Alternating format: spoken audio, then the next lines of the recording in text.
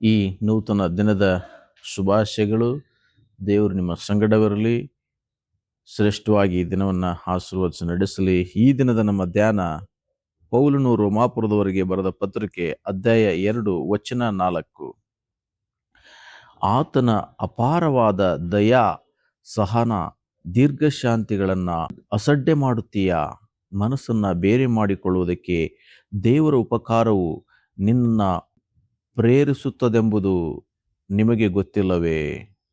ದೇವರಿಗೆ ಮಹಿಮೆ ಉಂಟಾಗಲಿ. ಪ್ರೇರೆ ಇಲ್ಲಿ ಪೌಲನು ಯಹೂದ್ಯರ ಕುರಿತು ಮಾತಾಡಿದ್ರ ಕುರಿತಾಗಿ ನಾವು ನೋಡ್ತಾ ಇದ್ದೇವೆ. ಅಂದರೆ ಕರ್ತನಿಗೆ ಪ್ರಿಯರಾದವರಿಗೆ ಮಾತಾಡ್ತಕ್ಕಂಥ ಮಾತು, ಹೇಳುವಂಥ ಮಾತು ಏನೆಂಬ ನೋಡುವಾಗ, ನಾವು ಕರ್ತನ ದಯೆಯನ್ನ, ಸಹನೆಯನ್ನ, ದೀರ್ಘಶಾಂತಿಯನ್ನ ಅಸಡ್ಡೆ ಮಾಡಬಾರದು ಎಂಬುದಾಗಿ. ಅಂದರೆ ದೇವರು ಇಲ್ಲಿವರೆಗೆ ನಮಗೆ ದಯೆಯನ್ನು ಕೊಟ್ಟಿದ್ದಾನೆ, ಕನಿಕರ ತೋರಿಸಿದ್ದಾನೆ, ಉಪಕಾರಗಳನ್ನು ಮಾಡಿದ್ದಾನೆ. ಅವುಗಳನ್ನೇನು ಮಾಡಬಾರ್ದಾಗಿದೆ ಅಂದರೆ ಅಸಡ್ಡೆ ಮಾಡಬಾರ್ದು. ದೇವರ ನಡೆಸುವಿಕೆ ನಮ್ಮನ್ನು ಏನು ಮಾಡ್ತಕ್ಕಂಥದ್ದಾಗಿದೆ ಅಂತಂದರೆ ಮನ ಪರಿವರ್ತನೆಗೆ ಪ್ರೇರಿಸುವಂಥದ್ದಾಗಿದೆ.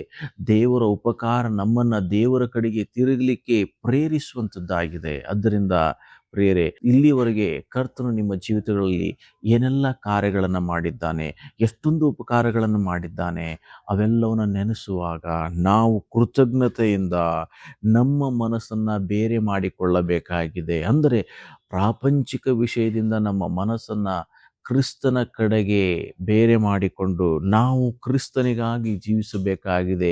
ಕ್ರಿಸ್ತನು ತೋರಿಸುವ ಮಾರ್ಗದಲ್ಲಿ ನಾವು ನಡೆಯಬೇಕಾಗಿದೆ. ಇನ್ನು ಲೌಕಿಕ ಜನರ ಹಾಗೆ ಪ್ರಾಪಂಚಿಕವಾದ ಸಂಗತಿಗಳಿಗಾಗಿ ನಾವು ಜೀವಿಸದೆ, ಪ್ರಾಪಂಚಿಕವಾದ ಮನಸ್ಸನ್ನು ಬಿಟ್ಟು ಮನಸ್ಸನ್ನು ಬೇರೆ ಮಾಡಿಕೊಂಡು ಕ್ರಿಸ್ತನ ಭಾವವನ್ನು ಹೊಂದಿಕೊಂಡು ಕ್ರಿಸ್ತನ ಮಾರ್ಗದಲ್ಲಿ ನಾವು ನಡೀಲಿಕ್ಕೆ ಆತನ ಕಾರ್ಯಗಳು ನಮ್ಮ ಜೀವಿತದಲ್ಲಿ ಪ್ರೇರಿಸುವಂಥದ್ದಾಗಿದೆ. ಆದ್ದರಿಂದ ಕರ್ತನು ನಿಮ್ಮೆಲ್ಲರ ಬಾಳಿನಲ್ಲಿ ಮಾಡಿರುವ ಎಲ್ಲ ಉಪಕಾರಗಳನ್ನು ನೆನೆಸಿ ಸ್ಮರಿಸಿ ಅದಕ್ಕೆ ಕೃತಜ್ಞರಾಗಿ ಆತನ ಕಡೆಗೆ ತಿರುಗಿಕೊಂಡು ಆತನವರಾಗಿ ಜೀವಿಸಲಿಕ್ಕೆ ಕರ್ತನು ನಮಗೆ ಸಹಾಯ ಮಾಡಲಿ. ಯೇಸು ಪ್ರಭು, ಈ ಸಮಯಕ್ಕಾಗಿ ಸ್ತೋತ್ರ. ಹೌದು, ನಿನ್ನ ಉಪಕಾರವು ನಿನ್ನ ಕಡೆಗೆ ತಿರುಗುವಂತೆ ನಮ್ಮ ಮನಸ್ಸನ್ನು ಅದು ಪ್ರೇರಿಸುವಂಥದ್ದಾಗಿದೆ. ಅಷ್ಟೊಂದು ಮಹೋಪಕಾರಗಳನ್ನು ಇಲ್ಲಿವರೆಗೆ ನಮ್ಮೆಲ್ಲರ ಜೀವಿತದಲ್ಲಿ ಮಾಡಿದ್ದಕ್ಕಾಗಿ ಸ್ತೋತ್ರ. ನಿನ್ನ ಉಪಕಾರ ಹೊಂದಿರುವ ನಾವು ನಮ್ಮ ಮನಸ್ಸನ್ನು ಬೇರೆ ಮಾಡಿಕೊಂಡು ನಿನ್ನ ಕಡೆಗೆ ತಿರುಗಿಕೊಂಡು ನಿನಗಾಗಿ ಜೀವಿಸ್ಲಿಕ್ಕೆ ಸಹಾಯ ಮಾಡು. ಲೌಕಿಕವಾದ ಸಂಗತಿಗಳಿಗಾಗಿ ನಾವು ಹಂಬಲಿಸದೆ, ಲೌಕಿಕ ಕಾರ್ಯಗಳಿಗಾಗಿ ನಮ್ಮ ಮನಸ್ಸು ತವಕಿಸದೆ, ನಾವು ನಿಮ್ಮ ಕಾರ್ಯಗಳ ಕಡೆಗೆ, ನಿಮ್ಮ ರಾಜ್ಯದ ಕಡೆಗೆ, ನಿಮ್ಮ ಚಿತ್ತದ ಕಡೆಗೆ ನಮ್ಮ ಮನಸ್ಸು ಅಪಾಕರ್ತನೆ ತಿರುಗಿ ಅವುಗಳನ್ನು ಮಾಡಲಿಕ್ಕೆ ನೀವು ಪ್ರೇರೇಪಿಸಿ ನಮ್ಮನ್ನು ಮುನ್ನಡೆಸು ಎಂದು ಯೇಸುವಿನ ಮೂಲಕವಾಗಿ ಪ್ರಾರ್ಥಿಸ್ತೇವೆ ತಂದೆಯೇ. ಆಮೇನ್. ದೇವರು ನಿಮ್ಮನ್ನು ಆಶೀರ್ವದಿಸಲಿ.